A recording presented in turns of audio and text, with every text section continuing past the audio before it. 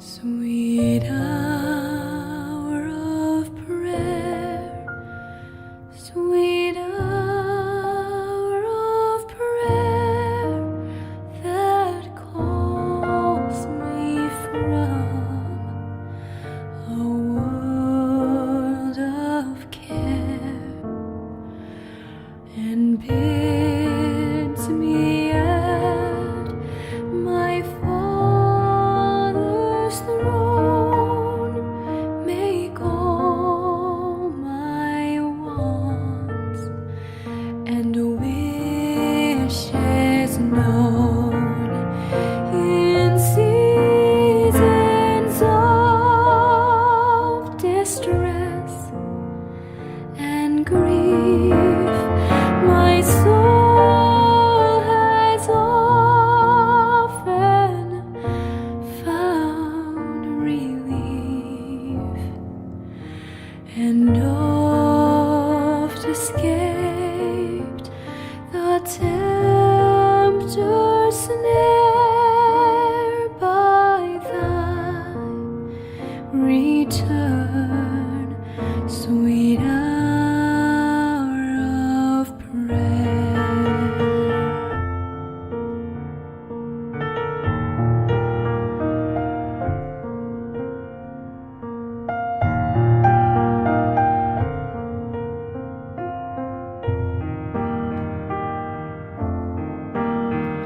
Sweet hour of prayer, sweet hour of prayer, the joys I feel, the bliss I share of those whose anxious spirits burn with strong desires for thy return. With such I hasten to the place where God my Savior shows me his face, and gladly take my station there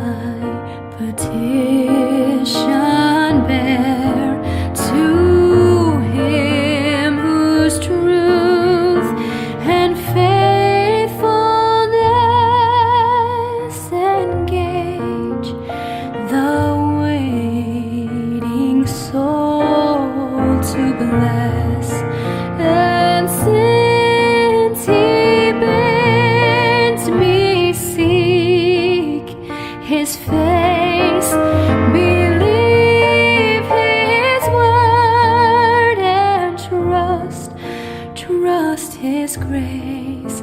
I'll cast on Him my every care and wait for Thee, and wait for Thee, and wait for Thee. Sweet hour of prayer.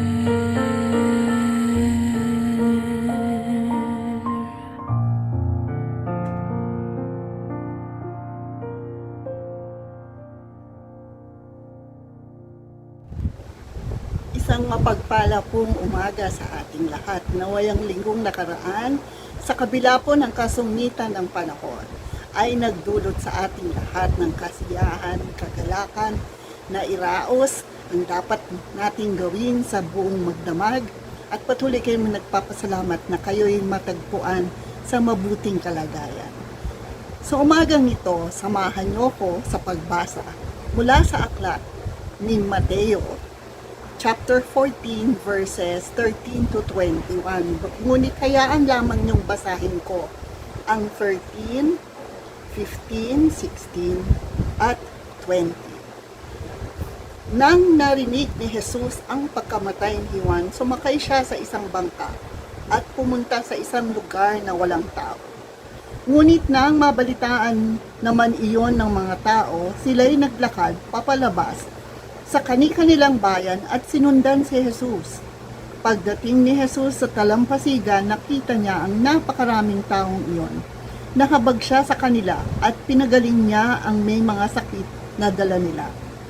Nang dapit hapon nang lumapit sa kanyang mga alagad, sinabi nila, malapit na pong lumubog ang araw at liblib ang lugar na ito. Papuntahin na po ninyo sa mga kalapit na nayo ng mga tao upang makabili ng kani-kanilang makakain. Hindi na sila kailangan umalis. Bigyan niyo sila ng makakain, sabi ni Jesus. At tayo po'y tatalon sa nakakain at nabusog ang lahat. Ang Matthew 14 po, at lalo po itong verses 13, ay pinamagatan nilang ang mahimalang pagpapakain sa 5,000. Kung saan 5 loaves lang po ng bread at isda, 2 isda ang napakain ng marami. Pero ngayon po sa umagang ito, itong buong linggo, ay ang tinalakay natin is wrestling the abundance. No? Kung baka nakikipagbuno ka daw sa kasiganahan. Kung iisipin ho natin, di ba, ang pagbubuno usually sa hirap at struggle, di ba? You struggle, not really wrestle, but struggle. But dito, no, ang ganda-ganda ng title, sinabi, nakikipagbuno ka sa kasaganahan. Kung kaya naman, hayaan nyo ko. Samahan nyo kami sa pagbasa. In verse 13b, ngunit nang mabalitaan naman iyon ng mga tao, sila'y naglakad papalabas sa kanilang bayan at sinundan si Jesus. Makikita nyo na typical po na pag nakarinig ang mga tao ng mabuting balita, lalo pa kung kunyari kapara ng ibang mga game shows na sasabihan kang namimigay sila ng mga premyong malalaki, umaasa ka, or sa mga medical mission na tumutulong ang nandun ang mga doktor na siyang maaring magpagaling sa iyo, umaasa kayo na merong magagawa kung kayo ay tutuloy doon. At gano'n na nangyari yung sa umagang ito. No? Tumuloy doon ang mga tao. Sapagkat lalo pa si Jesus ang narinig nilang nandoon. At kaya naman, nang makita ni Jesus na napakaraming tao na sumusunod at sumasalubong sa Kanya, hindi siya nag-atubiling tumuloy, kung hindi nag-stop pa siya and stayed at tumulong. Nag-heal, pinagdasal, kung ano man ang kailangan ng marami. Kung kaya naman din, nang matapos ang lahat, at the end of the day, Sabi ng mga alagad, 5,000 yan. Paano natin siya papakainin? Kung kaya sinabi nga na, sige, umalis kayo, pumunta kayo sa ibang bayan, bumili kayo ng makakain nyo kung gusto pa nyo nandito kayo. Pero anong sabi ni Jesus? Wag. Bigyan nyo sila ng makakain. At dito ay makikita natin na sabi nga ng mga alagad, Panginoon, 5 loaves of bread lang po meron tayo at 2 isda. Ngunit ang sabi niya, hindi, kakayanin niya. Ilagay nyo sa isang basyo at isa-isa nyong pamigay. No? Hindi pa yung pamigay na binili na tingi-tingi, kundi pamigay. At ang nangyari, ang miracle na nangyari, out of 5 loaves of bread and 2 pieces of fish was a miracle, yung feeding of the 5,000.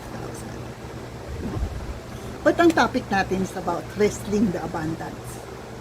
At ang aking naiisip dito ay, ang Diyos talaga po, kapag nakita niyang marami sa atin ang lumalapit sa Kanya, hindi siya nag-aatubili. He will stop and stay. He will stop and listen. He will stop and guide you.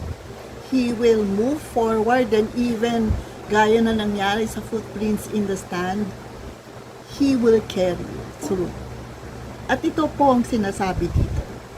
No? Bagamat ito ay isang senaryo na tungkol sa ginawa ni Jesus, hindi pa rin nagbago si Jesus. Even up to these times, He will still stop. When He hears your prayer, He will listen, and He will still look and find a way to help you out. And maganda pa dito, hindi lang help you with your problem, but help you with your life. Kumakuan, hindi siya yung tipong maliit lang nilapit mo sa Kanya, yun lang ang tatalakayin niya, hindi. Ang si Jesus ang ginawa, no? He will help you deal with your life. And that is why we are wrestling the abundance of God. Nakikipagbuno tayo sa kasaganahan na hindi natin akalain dumarating sa ating buhay. Napaalala ko tuloy ang isang kwento, no, at mong i-share ko sa inyo tungkol sa isang foreign missionary na nakarating ng Pilipinas. Pumunta siya sa isang tahanan, no, hoping to conduct a Bible study. Kaya lang, parang yata napaaga siya at umabot siya ng or maybe tanghali, no? Umabot na, nakarating siya doon, siguro, ang usapan after lunch, pero nakarating siya doon ng lunchtime. Bilang isang foreigner, nakawalian na nila sa kanilang bansa daw, na kapag dumating ka at the time of lunch, expect to be told to wait. Maghintay ka. Expect to be said na dyan muna po kayo kasi kumakain kami. Pagkatapos namin kumain, tsaka po tayo mag-umpisa. And leave you out of the house.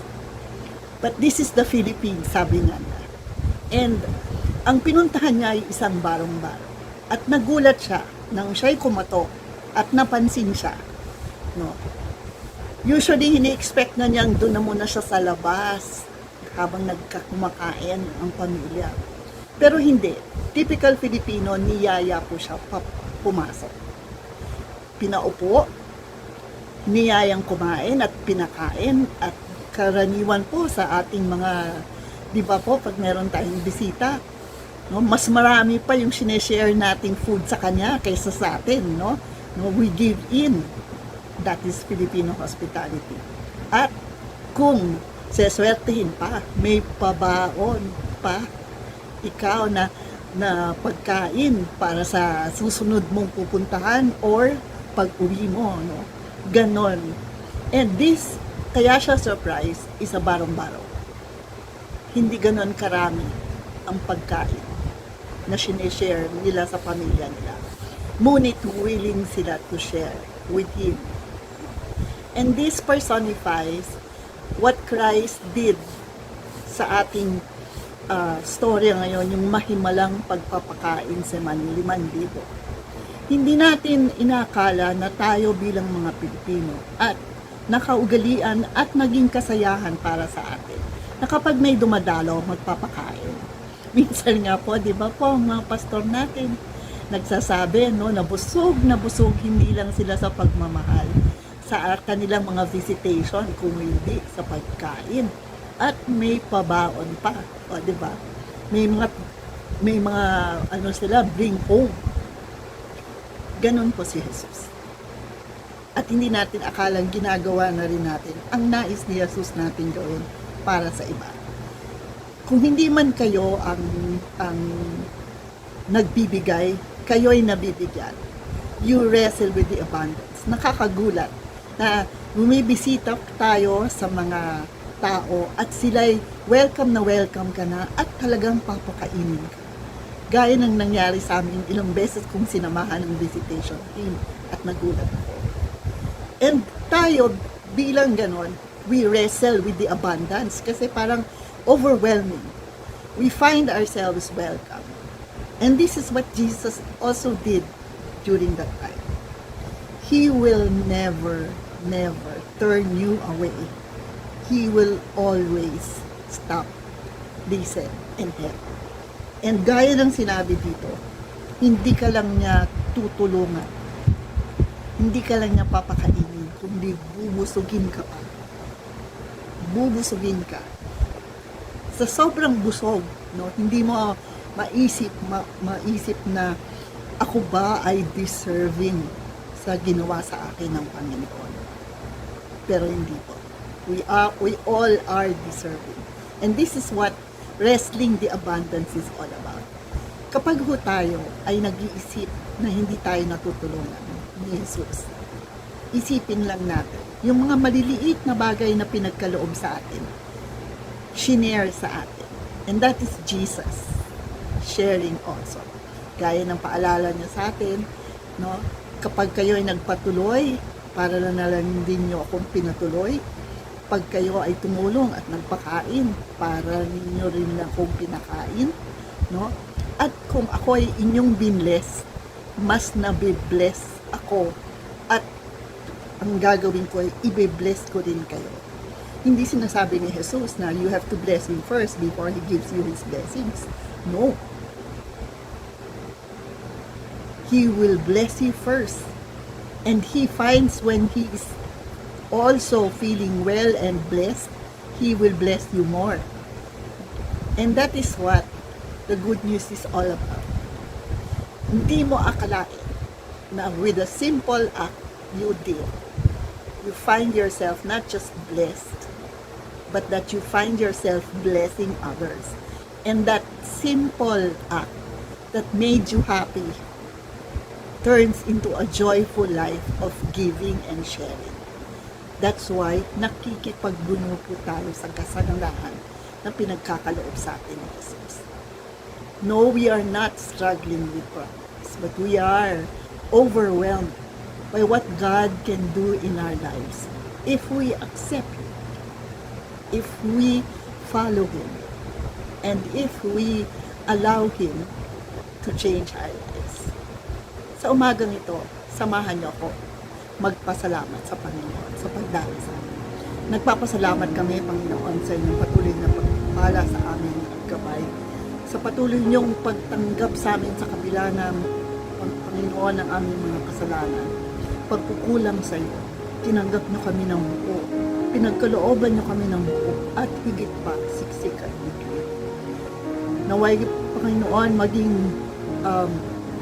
ever grateful kami sa inyong ginagawa at ever mindful, Panginoon, na hindi kayo nagkulang, kami pa.